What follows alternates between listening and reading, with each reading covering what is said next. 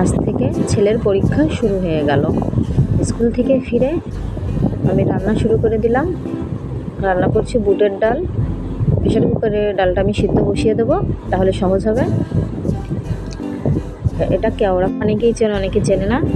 তোমার ডালটা সিদ্ধ হয়ে গেছে, আমি ডালটা নুন হলুদ দিয়ে ডালটা নেড়ে চেড়ে এর ভিতরে কেওড়া ফল দিয়ে আমি চিংড়ি মাছটা পরিষ্কার করে নিচ্ছি বেছে ফুটে। চিংড়ি মাছের ভিতরে যে কালো শিরার মতো যেটা থাকে, আমি সেটা চামচ দিয়ে, কাঁটা চামচ দিয়ে ফেলে দিচ্ছি।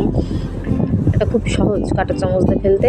এভাবে আমি সমস্ত চিংড়ি মাছের ভিতর থেকে কালো শিরাটা ফেলে দেবো। ধুয়ে নিয়েছি আমি চিংড়ি মাছটা ভালোভাবে। এবার আমি ডালটা ফোড়ন দেবো। ডালটা ঢেলে নিলাম। এবার আমি কড়াইতে তেল দিয়ে দেবো এর ভিতরে সরিষা। আমি সরিষা দিয়ে দিলাম। সরিষা দেওয়ার পরে সরিষাটা ভালোভাবে নেড়ে চেড়ে যখন সরিষাটা ফুটতে থাকবে, তখন আমি এর ভিতরে ডালটা দিয়ে দেবো। এই যে সরিষাটা ফুটতে শুরু করেছে, দেখতে পাচ্ছেন। এবার আমি এর ভিতরে ডাল ঢেলে দেবো। ডালটা আমি দিয়ে দিলাম। এবার ভালোভাবে নেড়ে চেড়ে, প্রথমে অল্পই দিলাম, এরপর আমি আস্তে আস্তে সমস্ত ডালটা ভিতরে ঢেলে দেবো, নাহলে ছিটকে গায়ে পড়ার একটা ভয় থাকে। আমি রান্না শুরু করে দিয়েছি আমার দ্বিতীয় তরকারি, চিংড়ি মাছের তরকারি। আমি আজ রান্না করব বরবটি দিয়ে। দেখতে পাচ্ছেন আমি মশলাটা কষিয়ে ভিতরে চিংড়ি মাছগুলো দিয়ে দিলাম। ভালোভাবে নেড়ে চেড়ে আমি মাছটা কষিয়ে নিচ্ছি মশলার সঙ্গে। এরপর আমি বরবটি আর আলু কুটিয়ে ধুয়ে রাখা, আমি সেটা দিয়ে দিলাম।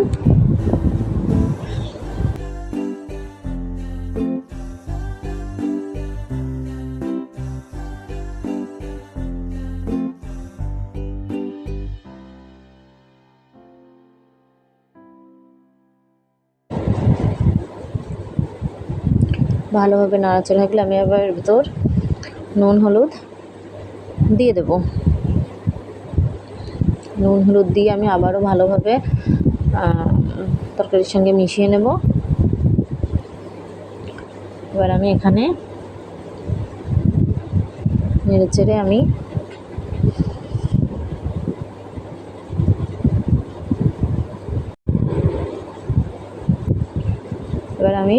পানি দিয়ে দিলাম পরিমাণ মতো তরকারিটা কষানোর জন্য। এই যে আবারও একটু ভালোভাবে নেড়ে দিলাম, ঢাকনাটা তুলে। তরকারিটা ভালোভাবে কষানো হয়ে গেছে। এবার আমি ঝোলের পানি দিয়ে দেব, দিয়ে আবার ভালোভাবে নাড়িয়ে